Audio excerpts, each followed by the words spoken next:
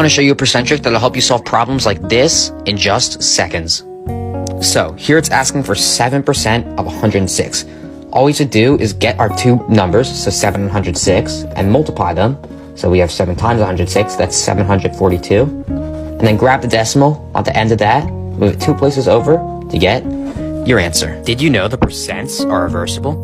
What that means is if we have a question like this asking for 14% of 50, what we can do is rewrite it as 50% of 14.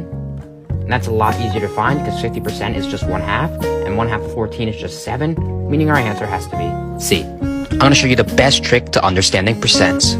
Alright, so we can see this question here asking us for 6% of 700. Well, first we need to think of the word percent, which can be broken up into two words, per, meaning for each, and cent, meaning 100. So a percent is literally something for each 100. And here we have 6%, so there's going to be 6 for each 100. And there's 700s, so all we have to do is 6 times 7, we get 42, meaning our answer has to be C. Did you know that percents are reversible? For example, here we have a question asking for 22% of 50.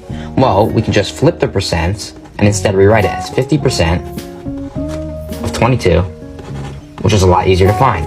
50% of 22 is the same as half of 22, which is just 11, meaning our answer has to be B. Blow.